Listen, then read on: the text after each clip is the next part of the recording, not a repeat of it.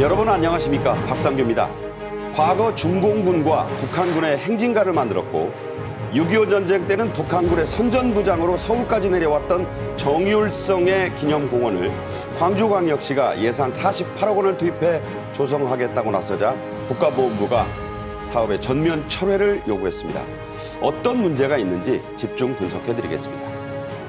일본 후쿠시마 제1원전 오염 처리수의 해양 방류가 시작된 지 만 하루가 지나가고 있습니다. 국제원자력기구는 첫 측정된 삼중수소 등의 농도는 기준치 이하라고 밝혔는데요. 우리 정부의 현장 점검은 어떻게 돼가고 있는지 역시 짚어드리겠습니다. 먼저 시사평론가 고성국 박사와 함께하겠습니다. 어서 오십시오. 안녕하십니까? 광주광역시에서 태어난 정율성은 현재의 중국군 행진가가 된 팔로군 행진가를 작곡했습니다. 해방 전에는 김원봉이 이끄는 의열단 활동을 했고 월북 후에는 북한군 행진가도 만들었습니다. 6.25 때는 북한군의 선전부장격으로 서울까지 내려왔다는 기록이 있는데요. 그 후 중국으로 망명해 이른바 신중국 100대 영웅까지 된 뒤에 중국의 영웅묘지에 묻혔습니다. 먼저 영상으로 보시죠.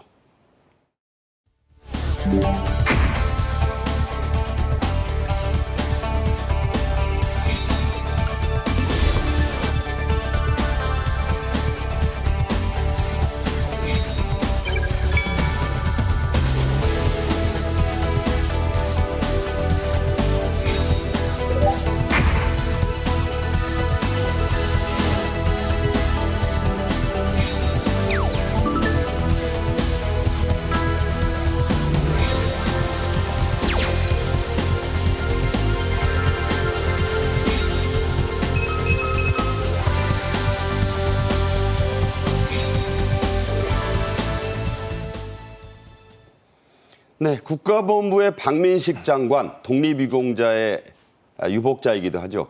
그 박 장관이 정율성을 가리켜 북한군 응원단장이라는 비유를 했습니다.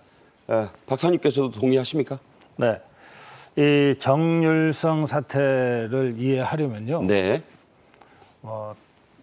멀리까지 가야 되겠지만은 짧게만 보더라도 문재인 대통령의 그 인식 구조를 조금 봐야 돼요. 네. 문재인 대통령이 집권을 할 때 문재인 대통령도 그랬고 그 함께 했던 문재인 정부의 핵심 인사들이 뭐라고들 얘기했냐면 네. 이게 정권 교체로 멈춰서는 안 된다. 정권 교체에 이어서 인물 교체, 세력 교체, 더 나아가서 역사 교체까지 해야 된다. 네. 이렇게 그 얘기했거든요. 그러니까 이게 정율성 사태만이 아니라 그 직후에 그 김원봉, 그 서훈 파동이라든지 네네. 이런 일련의 그 일들이 있었지 않습니까? 네. 또 그런가 하면 문재인 대통령과 김정숙 여사가 독일에 갈 때 그 윤희상 씨 고향인 그 통영에서 그 동백나무로 제가 기억하는데 그렇죠. 그걸 대통령 전용기에 싣고 싣고 갔죠. 독일에 가서 또 그걸 식수다고 그러지 않았습니까? 그랬죠. 그러니까 이게 일반인의 상식으로는 참 이해하기 어려운 일들이 계속해서 벌어졌는데 이런 일들은 그 문재인 대통령과 그 문재인 정권의 핵심 역할을 했던 사람들의 그 사고방식. 그러니까 단순한 정권 교체가 아니라 네. 세력 교체, 시대 교체 넘어서 역사 교체까지 해야 된다. 이런 인식이 지난 5년간의 문재인 정부 때 일관되게 관철된 결과 이런 정율성 사태까지 지금에 와서 이제 드러나게 된 것이거든요. 그런 점에서 저는 이 사태를 그냥 일과성 사태라고 봐서는 안 된다. 아하. 이것은 문재인 정부가 추진해온 그 지난 5년간의 대한민국 국가 운영이 과연 대한민국 헌법 가치, 대한민국 헌법이 선언하고 있는 자유민주주의와 시장경제와 법치라고 하는 이 핵심 가치를 심각하게 훼손하는 방향으로 네. 지난 5년이 진행됐던 것은 아닌가. 이러한 좀 아주 근원적이고 심각한 문제 제기를 하게 되는 사건적 계기다. 이런 점도 같이 봐야 된다고 생각합니다. 네. 정율성의 본명은 정부은 이 부자는 가멸부자, 부자 할 때 그 부자고 은혜는 은혜의 은자인데 의열단장이었던 김원봉이 단원인 이 정부은에게 음악으로 성공하라. 음악을 이제 율로 본 거예요. 그리고 성공하라. 그 뜻의 성. 그래서 예명을 지어줬는데 이례적인 상황이었죠? 예, 김원봉이가 그 정도로 이 정률성 이를 아꼈다는 뜻이인데요. 조금 전에 우리 앵커께서 뭐 전해드렸습니다만 그 팔로군 행진곡이라고 하는 것이 그냥 그 내용을 보면 심각해요. 이 중국 시인이 쓴 시에다가 곡을 붙인 건데요. 네. 이 가사가 이렇습니다. 우리는 인민의 군대, 용감히 싸우네, 반동 무리들을 쓸어버릴 때까지 마오쩌둥의 기치를 높이 날린다 이렇게 돼 있거든요. 모택동 이름이 나오는군요. 여기서 말하는 반동 무리들이 누굽니까? 중국은 이 중공은 6.25 전쟁을 항미 원조 전쟁이라고 하면서 이 전쟁에 개입하잖아요. 6.25 전쟁에. 그렇죠. 그래서 그때 반동의 무리는 팔로군 입장에서는 뭐 이 장개석이 이끈 국민당 그 부대도 그 반동의 무리였을 것이고 일본군도 반동의 무리였겠지만 1950년에는 우리 한국군과 미군과 유엔군이 반동의 무리였던 거예요. 그렇죠. 네. 그러니까 우리 한국군을 상대로 반동의 무리를 쓸어버릴 때까지라고 하는 행진곡을 작곡한 사람이 정률성이라는 거예요. 네네. 또 이 사람이 중국군 군가만 지은 게 아니라 조선인민군의 공식 군가도 지었거든요. 여기 보면 조선인민군 행진곡인데 이거 네. 정률성이 지은 곡입니다. 가사는 이래요. 우리는 강철 같은 조선의 인민군, 정의와 평화를 위해 싸우는 전사, 불의의 원수들을 다 물리치고 조국의 완전 독립 쟁취하리라 이렇게 돼 있거든요. 네네. 그럼 여기서 말하는 불의의 원수들이 누굽니까? 이게 대한민국이고 국군 아닙니까? 이런 대한민국과 국군을 향해서 불의의 원수들을 다 물리쳐야 된다고 행진곡을 짓고 6.25 전쟁 때 그 선전대장으로 서울에까지 왔던 정률성을 지금 우리 세금으로 기념해야 된다는 얘기 아닙니까? 이런 실체를 정확하게 알고 이 정률성 사태를 봐야 된다는 겁니다. 네.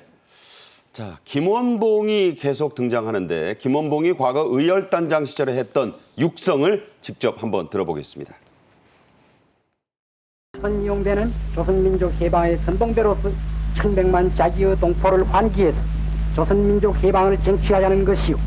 우리는 이 동아에서 일본 제국주의자를 완전히 구축하자는 것입니다. 중국의 형제들 힘진히 악수합시다. 그러니까 저때 모습은 북한으로 가서 북한의 내각의 노동상하고 뭐 이 국가검열상을 지낼 그 시절의 모습이에요. 네. 저건 어떻게 봐야 됩니까? 이 김원봉이 일제시대 때 당면의 적인 일본 제국주의와 투쟁한 기록은 있어요. 그런데 그거는 김원봉만이 아니라 여러 사회주의자들도 이 민족주의자들과 손을 잡고 국공합장 중국에서 했듯이 네. 그렇게 했어요.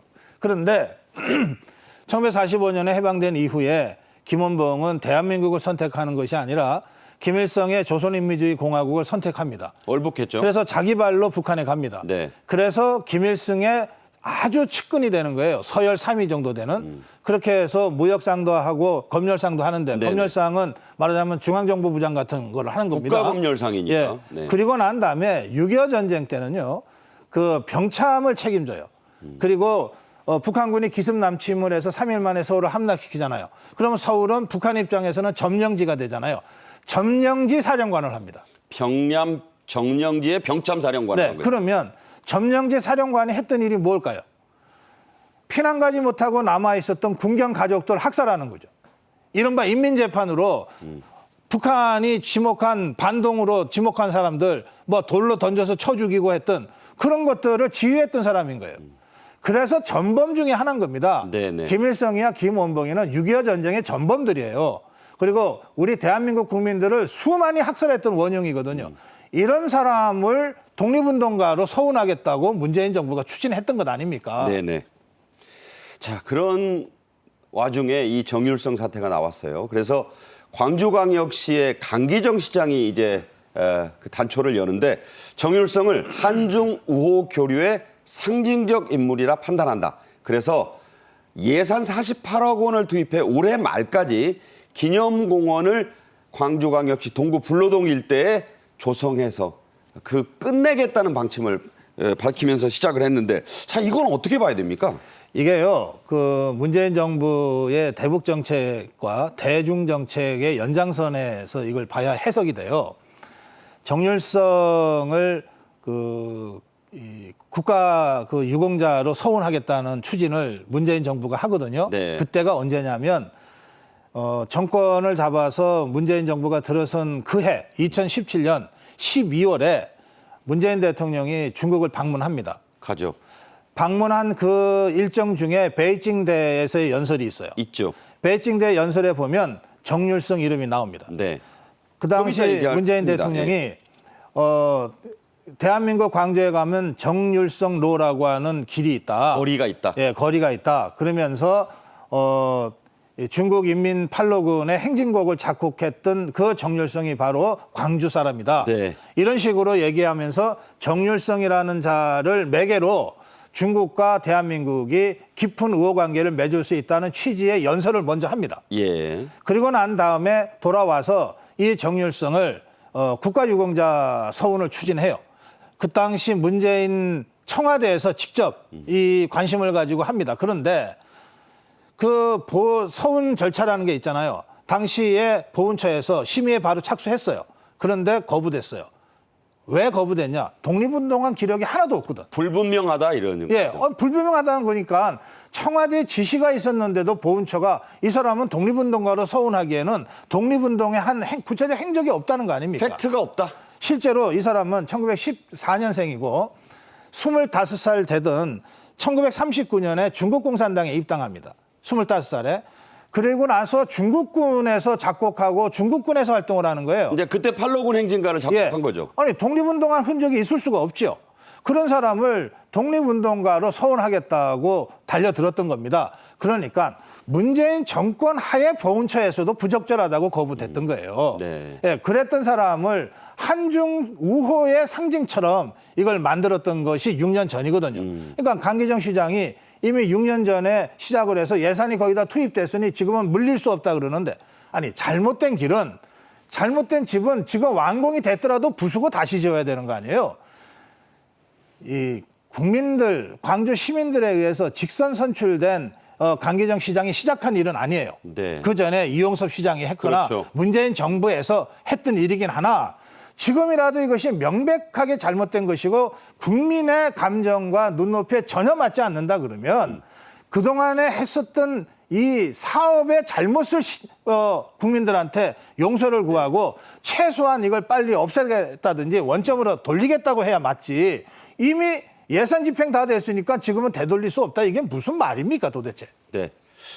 그래서 독립유공자의 아들인 박민식 국가보훈부 장관이 SNS를 통해 이런 움직임을 강력히 비판을 했습니다. 그 골자를 좀 살펴드리면, 광주의 정율성 역사공원 사업에 대해서 박 장관은 북한 애국열사령을 만들겠다는 것이냐, 6.25 전쟁 때 북한군가 만들고 위문단을 공연해 내려왔던 사람이고 중공군을 위로한 인물이다. 이러면서 이 나팔수 얘기가 또 나옵니다.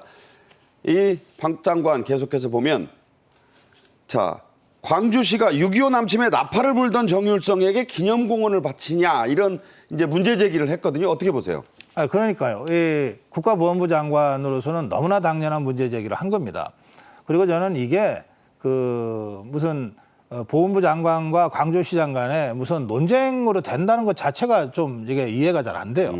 잘못된 일이 지적됐으면 빨리 바로잡는 것이 일 아닙니까? 네.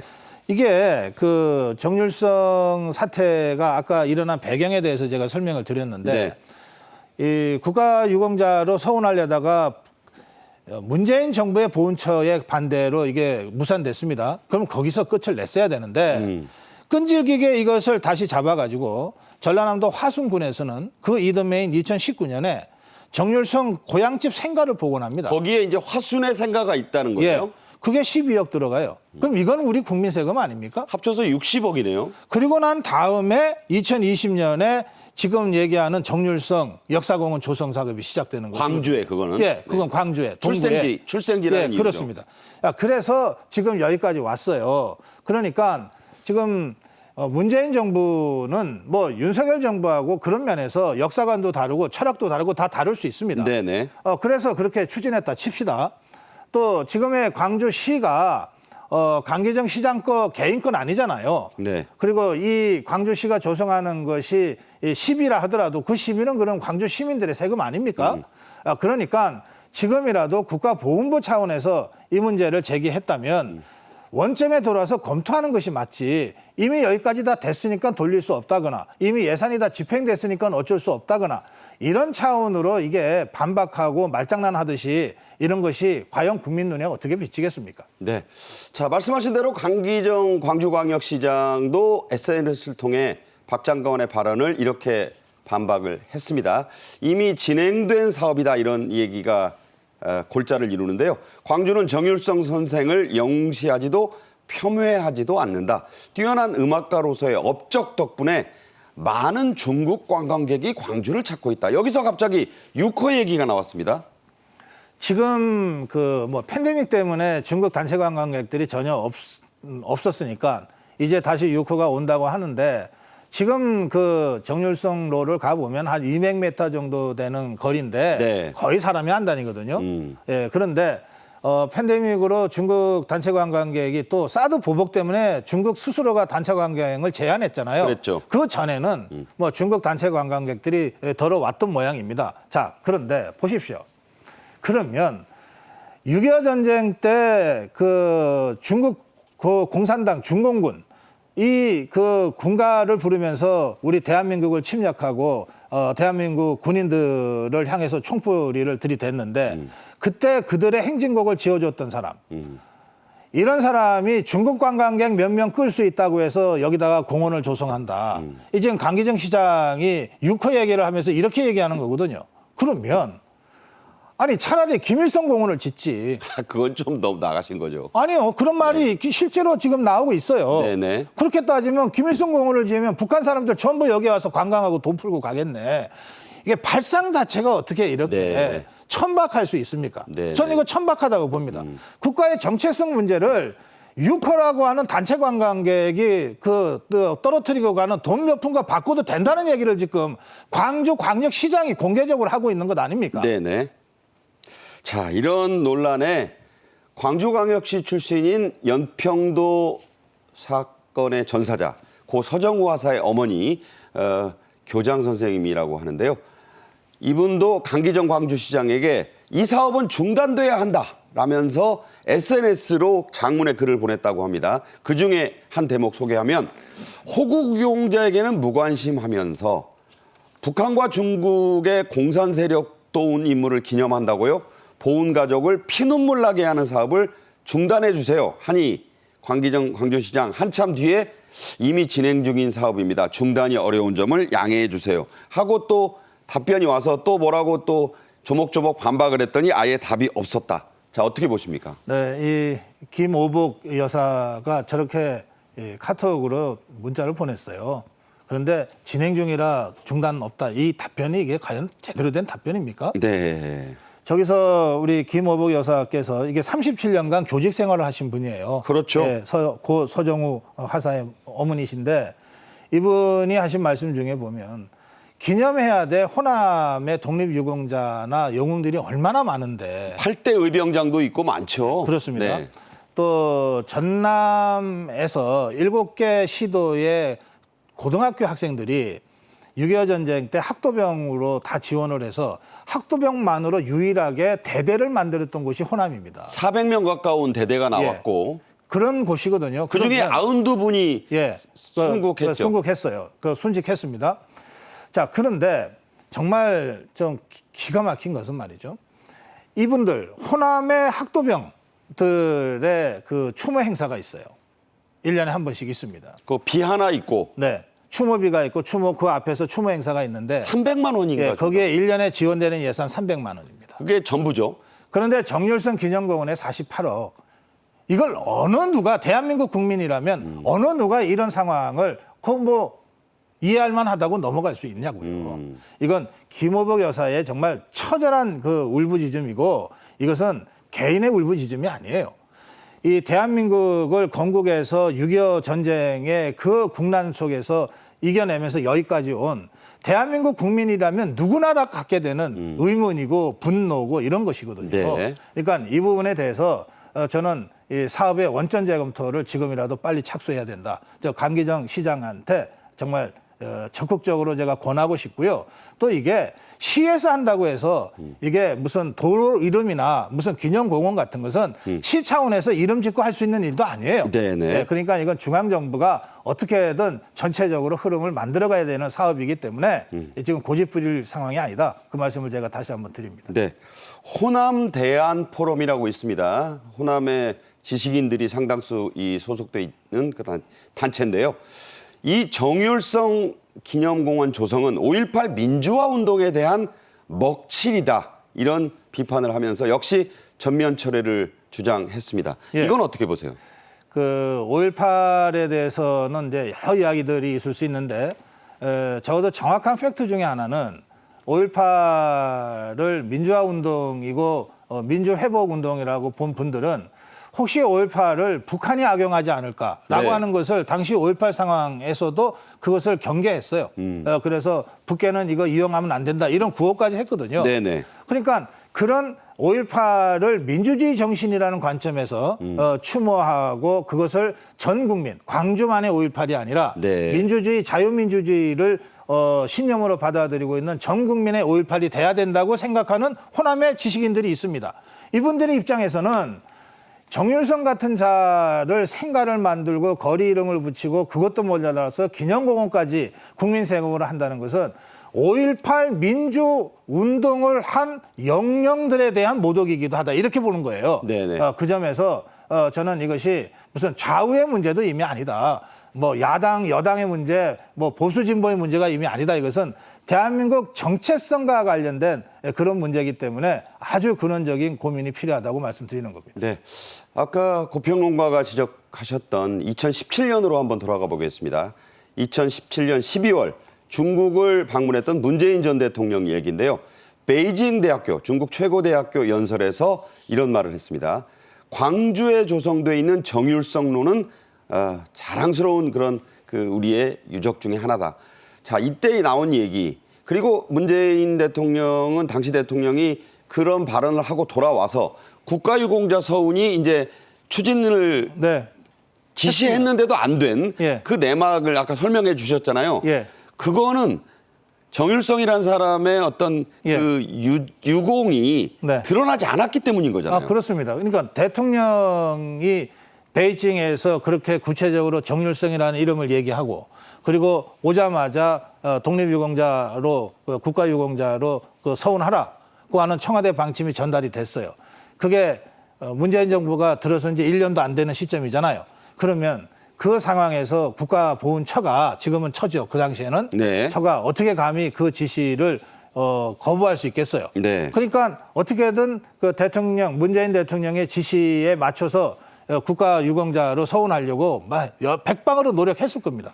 했는데 아무리 찾아도 독립운동을 했다는 자료를 못 찾은 거예요. 그러니까 중국 공산당에서 공산당 활동을 한 자료는 널려 있어요. 신중국 100대 영웅으로 영웅묘지에 지금 안장돼 네. 있죠. 그리고 북한군에서 북한군 인민가를 제작한다든지 하는 기록들도 널려 있는데 이 사람이 독립운동을 했다는 것은 찾아낼 수가 없었던 거예요. 의열단 활동의 자료는 있는데 예. 구체적인 게 없다는 거죠. 구체적으로 없어요. 그러니까 국가보훈처 입장에서는 최소한의 자격 요건도 갖추지 못한 사람이라서 서운할 수 없다. 이렇게 해서 거부가 된 거거든요. 네네. 그러니까 그렇게 거부가 됐으면 아까 말씀드린 대로 거기서 끝을 냈어야죠.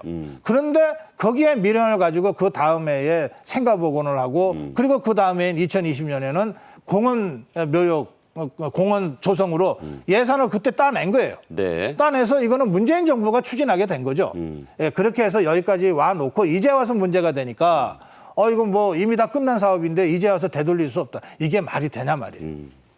자, 아까도 말씀이 나왔지만 지금 광주광역시에 있는 이 정율성로, 정율성 거리 실제로 저희가 한번 그 자료를 찾아봤더니 찾는 이가 거의 없어서 매우 썰렁한 모습이었습니다. 한번 그 모습을 저희가 사진 자료로 한번 볼 텐데요. 음악가 정율성 선생 이라고 되어 있는 이 비가 지금 있고요. 거기에 여러 가지 연역, 뭐 그런 자세한 것들이 쭉 적혀 있는 저런 것들이 있고, 주로 이제 중국 사람들이 온다고 그래서 저는 한자로도 돼 있고 한데, 실제로는 뭐 방명록에도 낙서만 가득하다는 그런 취재 기자의 얘기가 있습니다. 실제로 거의 실효성이 있는 그런 거리가 아니라는 얘기가 되네요. 제가 한 20여 년 전에 그 중국 연안 쪽을 그 방문한 적이 있는데요. 네. 그때 우리 그 조선족 그 몇 분이 정율성이라는 이름을 얘기를 하더라고요. 저는 그때 정율성이라는 이름을 처음 들었어요. 아, 네. 뭐 중국에 그런 사람이 있는가 보다. 이 사람은 국적은 중국이에요. 중국으로 귀화를 했습니다. 중국인으로 죽었죠. 예, 그러니까 뭐 화순이 생가고 뭐 광주에서 태어나서 자라고는 다 이제 그 사람의 일생의 역사지만 국적은 중국 사람이에요. 그래서 그 당시 저한테 말씀하시던 분은 우리 조선족 중에도 이렇게 중국 정부가 공인하는 이런 사람이 있다. 그래서 제가 들었으니까 네.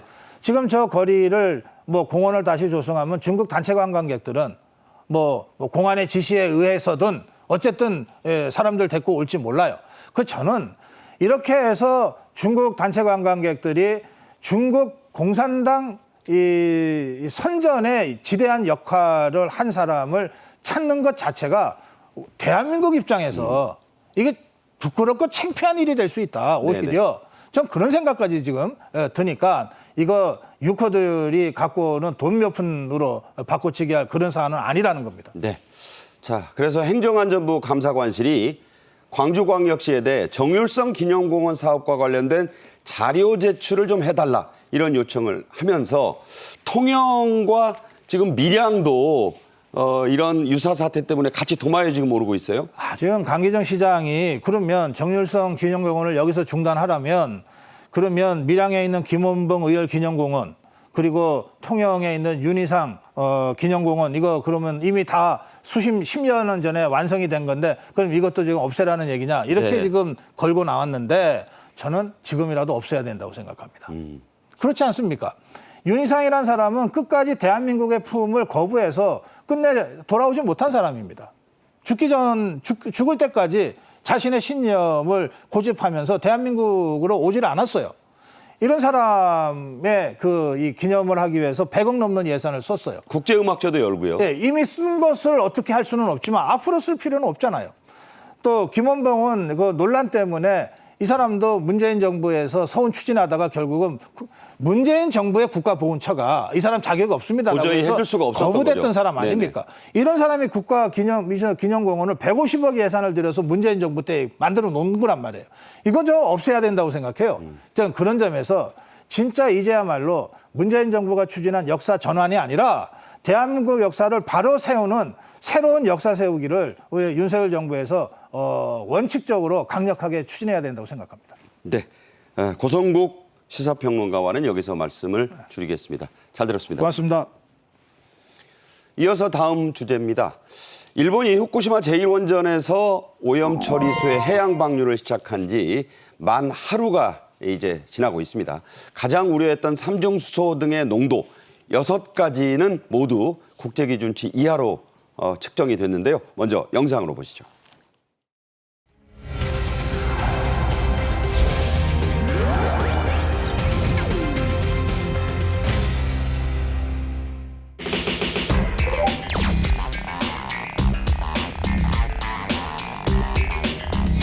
우리는 이미 일본 인근 동해상 8개 정점을 모니터링 중이고 태평양 도서국 인근 해역 10개 정점에 대한 모니터링 시스템도 내년까지 완성할 계획입니다.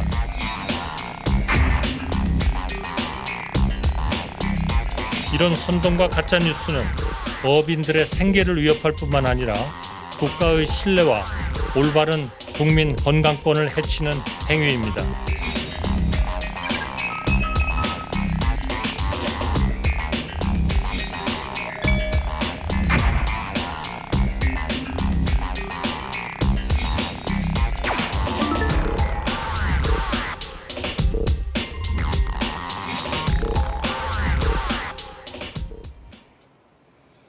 최양호 기업정책연구원장과 함께하겠습니다. 어서 오십시오. 네, 반갑습니다.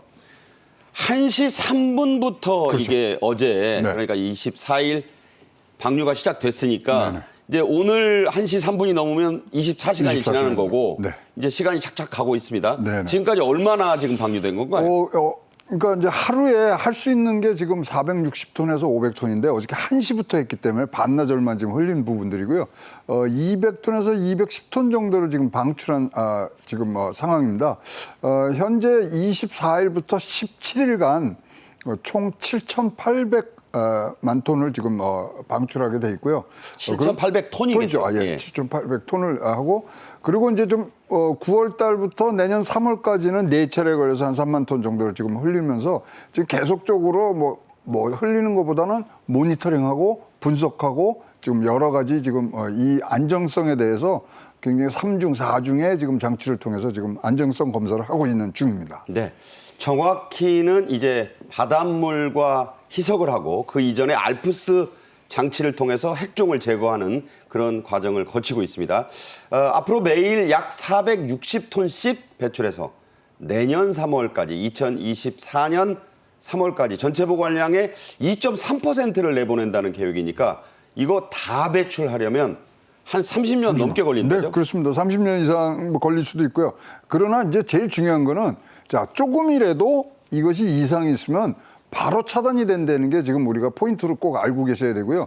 현재 상황이 어떻느냐 뭐 이런 것들에 이제 괴담도 많고 가짜 뉴스도 많은데 여러분이 꼭 하셔야 될 거는 지금 이 방류수에 관해서는 IAEA 홈페이지에 들어가시면 그래픽으로 파란불이 나오면서 얼만큼 지금 삼중수소가 나오고 여기에 탄소 농도가 있고 뭐 이런 것들이 바로 나오거든요. 우리말로도 번역이 돼 있어요. 그렇습니다. 그래서 그거를 꼭 보시면서 확인을 하시고 뉴스에 지금 휘둘리시지 않으시기를 바라겠습니다. 네, 가짜 뉴스 괴담이 지금 워낙 많습니다. 현재 저장돼 있는 오염수 그리고 가장 문제가 되고 있는 삼중수소 등 6개 수치 IAEA는 첫 측정은 다 국제 기준치 이하라고 했는데 자 이거가 이제 어떤 프로세스를 거치는지 설명을 좀 해주세요. 네, 지금 전체가 지금 134만 톤 가량이 지금 저장이 돼 있고요. 이제 30년간 흘리는 겁니다. 그럼 그 안에 알프스라는 게 이제 많은 이제 핵종 제거 설비를 지금 제거를 하는 설비인데 여기에 이제 통과된 물을 1대 100으로 그러니까 알프스 물 1톤과 바닷물 100톤을 희석을 시켜서 그다음에 이러면은 삼중수소가 지금 1리터당 43 베크렐 정도로 내려옵니다. 그런 부분들까지 만든 후에 이제 방류를 하는 부분들로 지금 진행이 되고 있습니다. 네, 저런 프로세스가 지금 계속 지금도 이루어지고 있다는 거예요. 그렇죠. 네, 한덕수 총리는 철저한 점검, 측정 계획 그리고 수산물 안전 관리에 대해서 이렇게 입장을 밝혔습니다. 먼저 들어보시겠습니다. 우리는 이미 일본 인근 공해상 8개 정점을 모니터링 중이고 태평양 도서국 인근 해역 10개 정점에 대한 모니터링 시스템도 내년까지 완성할 계획입니다. 일본산 식품 수입 규제가 완화 또는 해제되어 식탁의 안전에 영향이 있지 않을까 하는 걱정하시는 국민들이 계신데 단연코 그런 일은 없을 것입니다. 현재 우리 정부는 후쿠시마 포함 8개 현의 모든 수산물과 15개 현 27개 품목의 농산물 수입을 금지하고 있으며 그 외 지역의 모든 식품은 수입될 때마다 매 건 철저히 방사능 검사를 실시하고 있습니다. 네, 정부는 2주에 한 번씩 IAEA의 이 후쿠시마 현장 사무소에 우리 측 전문가를 파견한다 이런 계획을 밝혔는데 네. 영어로 이게 포트나잇이에요. 그렇죠. 2주에 한 번, 14일 만에 한 번씩. 네, 14일 만에 가면서 과연 이것이 잘 작동이 되고 있느냐. 그다음에 제일 중요한 게 2주마다 가는 것이 만약에 문제였을 때 급하게 급제동을 걸었을 때 그 장치가 가동하느냐 이런 부분들을 가고요. 한덕수 총리가 지금 밝혔습니다만 우리나라도 인근 공해상에 지금 8개, 그다음에 태평양 도서국 쪽에 10개 지금 검사 일을 할 수 있는 채집을 하는 기구가 있고요. 일본 자체에서도 지금 환경청에서 주변 40km 중에 11곳에서 지금 시료를 채취하고 있는 반면에 수산청에서는 5km 내 안에 있는 이런 물고기들을 잡아서 지금 검사를 하고 있고요. 아까도 말씀드렸습니다. IAEA에서는 실시간으로 여러분들이 어떤 지금 이 일이 벌어지고 있냐를 할 수 있는 모니터링 시스템을 지금 전 세계와 공유하고 있기 때문에 여러분들이 그런 것들을 확인하시는 그런 좀 수고는 좀 해주셔야 될 것 같습니다. 네. 아시다시피 이 후쿠시마는 일본 동북 쪽에, 그러니까 오른쪽 해안에 있어요. 그래서 이쪽으로 방류가 되면 구로시오 해류를 타고 이제 먼저 북태평양을 거쳐서 캐나다, 미국을 돌아서 이제 온다. 뭐 이렇게 설명을 하지만 그래도 국민들 불안해하시고 우리 바다 안전한 거 하는 생각 많이 하시기 때문에 중앙정부뿐 아니라 각 지방자치단체들도 철저한 표본조사 또 점검 계획을 속속 밝히고 있죠. 네, 각 도에서 뭐 예를 들어서 충남도 같은 데는 이제 방사능 실험을 이제 강화한다든가, 그다음에 경북도에서는 수산물 이런 부분들에 대해서 안전 검사를 지금 강화를 하고 있고요. 거기에 덧붙여서 지금 대형 마트들도 자체 검사까지 지금 가고 있기 때문에 2중, 3중에 지금 검증 그런 시스템이 지금 가동되고 있기 때문에 너무 걱정 안 하셔도 됩니다. 우리나라가 사실 수산물 소비량으로 하면은 세계 1위입니다. 1년에 58kg를 드시거든요. 네. 그렇기 때문에 그런 면에서도 다 우리 지방정부와 또 중앙정부가 힘을 합쳐서 우리의 건강을 지키기 위해서 지금 굉장히 많은 체크포인트를 지금 두고 있다고 보여집니다. 네. 자, 충남, 경북, 전북 네. 다 이 계획을 철저히 세워서 하고 있다는 말씀도 전해드리면서 IAEA의 현장 사무소의 첫 검사 데이터들이 공개가 됐습니다. 삼중수소 등 6개 포인트 항목을 가지고 했는데 네. 모두 정상 범위로 나왔죠? 네, 정상 범위 뭐 지금 뭐 거의 40분의 1 정도밖에 안 됩니다. 삼중수소 농도를 보면요, 리터당 지금 206 베크렐이 나왔고요. 이건 이제 리터당 기준이 공인되는 기준이 10,000 베크렐이거든요. 네. 근데 거기 20.6이 나왔고요. 일본에서 그건 좀 낮춰서 자기네 기준을 강화하느라고 한 기준이 1,500 베크렐이 있거든요.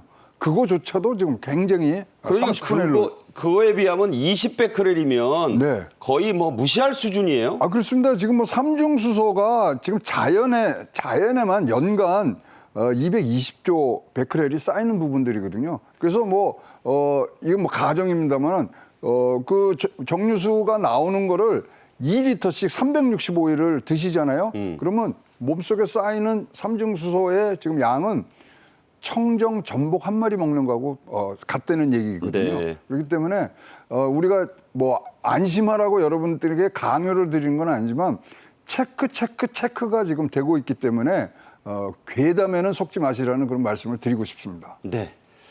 전복 한 마리 먹는 거와 같다. 그러니까 바닷물과 비슷하다는 얘기를 과학적으로 지금 드린 겁니다.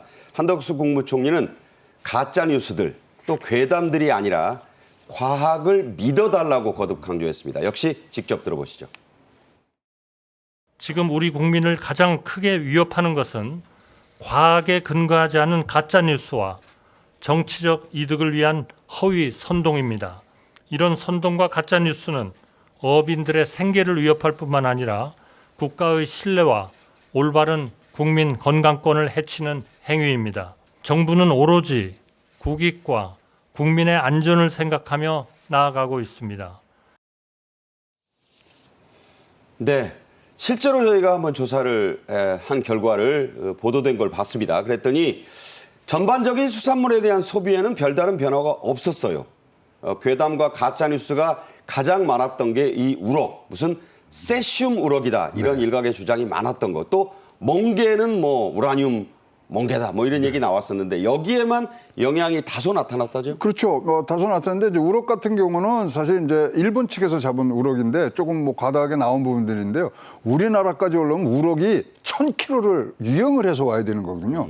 그다음에 우럭이 이제 여러분 잘 아시면 이 회유성 어종이 있고 정착성 어종이 있는데 우럭은요 정착성 어종입니다. 이쪽으로는 안 옵니다. 그리고 회유성 어종이 고등어, 갈치, 뭐 참조기, 멸치 이런 것들인데요. 자기가 산란한 곳으로 다시 가는데 우리 근해에 잡히는 거하고 일본 근해에서 잡히는 거하고 완전히 서식지가 다르기 때문에 네네. 이것이 섞일 수 있는 확률은 거의 없다고 보시고요. 뭐 지금 5월달에 지금 나온 뭐 80배 세슘 우럭은요, 방사능 농도를 측정을 하기 위해서 가두리에 갖다 잡아놨던 그런 뭐 얘기였기 때문에 좀 과장된 뭐 많은 얘기들이 지금 섞여서 나와서 이것들이 이제 조금 없어집니다만은 이렇게 정확한 것을 여러분들이 찾는 노력이 하셔야 여러분 건강도 지키면서 가짜 뉴스에 속지 않는 그런 우리가 지혜를 장착할 수 있다고 보여집니다. 네. 곧 추석인데 지금 수산물 소비가 줄어서 어민들, 수산업 하시는 분들 울상입니다. 일각에서는 뭐 이렇게 일본 후쿠시마 수산이 바닷물 때문에 큰일이다 이렇게 하면서 또 어민들 돕겠다고 하니까 병 주고 약 주냐 이런 말도 나오는데 어쨌든 정부는 수산물 소비 촉구를 위한 예산을 640억 원가량을 투입하기로 한 거네요. 네, 굉장히 큰 액수가 지금 들어가고 있고요. 우리나라 1년 생산량이 뭐 수산물 가량으로 하면 한 9조 정도 됩니다. 그런 상황에서 지금 아까 앵커도 지적을 해주셨지만 영향을 받는 뭐 수산물이 있지만 대략적으로 지금 굉장히 안정적으로 가고 있는 부분들이 있거든요. 그럼에도 불구하고 우리가 이제 이런 뭐 우리의 건강을 위하는 생각에 조금 소비는 줄 수밖에 없는 상황인데 640억이라는 이런 지원금을 통해서 지금 많이 도움이 되고 힘내시라는 부분들이 있고요. 저희가 보기에는 이 방류를 하는 것이 조금 데이터가 쌓이기 시작하면 이제 국민들도 그다음에 수산업에 일하시는 여러분들도 안심하고 다시 생업에 굉장히 매진할 수 있는 그런 계기가 될 것이라고 보여집니다. 네. 괴담과 선동 가짜 뉴스가 아니라 과학을 믿어야 한다. 총리의 말이 다시 생각나는데요. 국내 대형마트 3사라고 합니다. 이 3사도 수산물의 방사능 검사를 확대하고 품질 기준의 관리도 더 강화하겠다. 이렇게 밝혔는데 좀 구체적으로 소개해 주세요. 네, 그 뭐 이제 L마트 같은 경우에는 이제 자기네들의 자체 그런 부분에 대해서 새로운 전략을 세우면서요. 이제 단계별로 수산물에 대한 지금 검사들을 하고 있고요. 사실 이제 매출 증감을 보면요. 마이너스도 있지만 플러스도 있습니다. 그래서 마이너스 5%에서 플러스 3%까지 지금 오고 가기 때문에 사실 이 정도면은 예년 수준을 지금 유지하고 있다고 보여지기 때문에 우리 소비자들이 굉장히 현명하시다고 생각을 해요. 그래서 아까 말씀드리면 세슘 우럭이라 이런 것들은 여러분 조금만 들으시면 1000kg 유형을 하는 그런 어종이 아니고 정착성 어종입니다. 이쪽으로 못 옵니다. 그리고 만약에 수입이 된다 하더라도 4단계 이상의 지금 검증 포인트를 지나야 되기 때문에 걱정하지 마시고 여러분들 이 부분에 대해서는 여러분들의 건강을 지키는 차원에서 진실에 접근하는 그런 마음가짐을 가지시면 굉장히 무난하리라고 보여집니다. 네, 마트 3사는 모든 업체에 수산물 상품 검사서 제출을 의무화한다는 조치도 밝혔습니다. 자, 다음 주제, 마지막 주제입니다. 윤석열 대통령이 킬러 규제 혁파를 다시 지시하면서 무엇보다 중요한 건 속도다 이렇게 강조했는데요. 직접 들어보겠습니다. 정부는 이러한 확고한 인식을 가지고 민간의 자유로운 투자와 사업 활동을 방해하는 제도를 걷어내는데 더욱 집중해 나갈 것입니다. 총성 없는 경제 전쟁에서 한시가 급한 우리 기업들이 뛸 수 있도록 속도를 내야 합니다. 킬러 규제를 확 걷어내야 하는데 가장 중요한 게 공무원들의 마인드부터 좀 뜯어 고쳐라 이렇게 얘기하면서 가장 중요한 것은 속도다. 네, 자, 속도죠. 어떤 얘기입니까 이게? 2030년까지 이 계획대로 하면은 우리가 8조 8천억이라는 그냥 무형의 이득이 지금 나오는 거죠. 이걸 놔둘 수가 없는데 지금 공직자들이 사실은 이런 규제에 아주 뭐 칼자루를 쥐고 있지만 기업의 성장이 국가의 성장이라는 그런 의식을 갖고 다시 띄워주기를 원한다는 거죠. 사실 규제 완화에 대해서는 과거부터 굉장히 많이 나왔지 않습니까? 전봇대기, 뭐 손톱 매색, 가시부터 해서 대못, 그다음에 모래상자 나오고요. 예, 문정부 때는 또 붉은 깃발까지 나왔는데 샌드박스. 예, 네. 이런 것 전체가 보면은 우리가 혁신으로 해서 비효율성을 제거하는 것 자체로만 해도 경제적 효율과 그다음에 이런 생산성 증진에는 굉장히 도움이 되기 때문에 이거부터 없애자. 뭐 우리가 무겁게 다닐 이유가 하나도 없지 않습니까? 대한민국은 전 세계에서 뭐로 얘기가 하냐면 작고 빠른 물고기라 그러거든요. 그만큼 우리가 이런 모래주머니 이런 것들을 다 털어내는 그런 작업들이 굉장히 필요한 시점이라고 보여집니다. 야구에서 더블 플레이, 트리플 플레이 할 때 가장 중요한 건 속도입니다. 속도죠. 유격수가 잡아서 빨리 던져야 죽이죠. 그렇습니다. 네. 그리고 팀 플레이가 돼야 되고 그 팀 플레이에서는 선수들의 갖고 있는 마음이 중요하거든요. 그것이 사실은 공무원이 돼야 된다 이렇게 생각을 합니다. 자, 공무원들 빨리 좀 움직여라. 네. 이제 무사한 일에서 벗어나라는 채찍질로 받아들여야겠습니다. 맞습니다. 네. 최영 원장과 말씀 나눴습니다. 잘 들었습니다. 저희 정책엔 이슈가 준비한 오늘의 소식은 여기까지입니다. 시청해 주신 여러분 감사합니다.